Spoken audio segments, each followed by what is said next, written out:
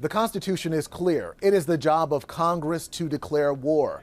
But that hasn't happened since the 1940s. Instead, Congress has tended to approve the requests for the use of military force from the executive branch. These authorizations, though, have come without any expiration date. Now many lawmakers feel it's time to reel in some of the powers of the presidency. Just a few weeks ago, President Biden ordered these airstrikes against Iranian-backed militia groups in Syria and Iraq. The White House insisted they were necessary and in response to previous attacks on American assets. We have been very clear, the president has been very clear throughout that we will act to protect U.S. personnel. It was necessary, appropriate, and deliberate action, these strikes designed to limit the risk of escalation. It was the second airstrike ordered unilaterally by President Biden, with the White House defending both actions as lawful. Article 2, the self-defense, the defense of the United States and our interests, is our domestic justification for these strikes.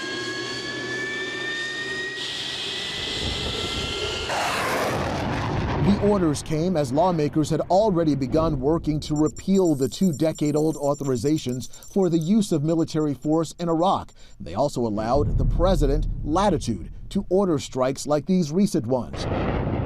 These authorizations tend to be broad and have, in effect, shifted some war powers to the presidency. They're often phrased not just as the United States is at war with country X, but here's a threat that the United States is facing, and the president is authorized to use, let's say, all necessary and appropriate force or some such language in order to eradicate that threat. This executive order I'm signing. Some in Biden's own party are sounding the alarm about possible abuses of the authorizations, which presidents from both parties have used to legally justify various military operations while also circumventing Congress. The House already passed a measure to curtail this executive power.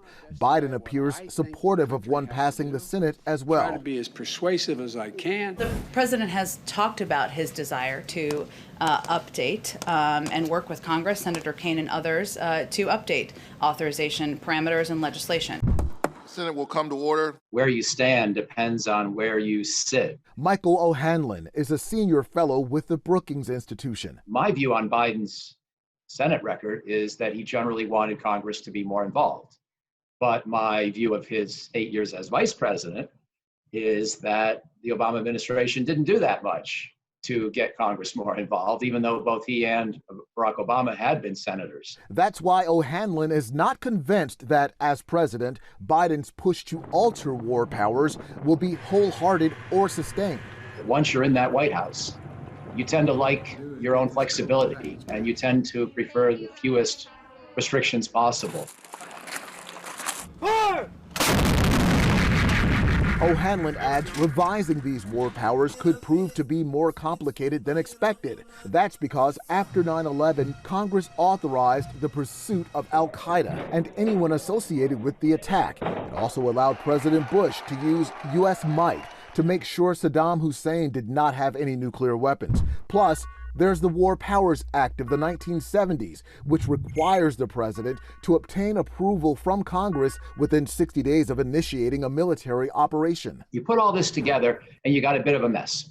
And Joe Biden, I think, is going to have to ask himself, is he content to just try to filibuster, so to speak, the Senate and the House on this issue and stick with the powers he has now, which from a president's point of view aren't so bad because they give him a lot of leeway? Or does he agree that, especially in a world where Donald Trump may be president again, someone like Donald Trump may be president again, it's better to make sure that there is strict oversight, checks and balances, and a return more to what the founding fathers arguably wanted? O'Hanlon adds any revisions or limits would have to be done carefully because of the world in which we live. If you limit the geographic scope of your authorization on the use of military force, then you perhaps give a future terrorist group or someone else sort of carte blanche to do bad things outside of that zone. Some lawmakers argue change is needed because the ongoing involvement of American troops in the Middle East over the last 20 years looks and feels like a low-scale war, one that was never approved by Congress. In Washington, Eric Phillips, CBN News.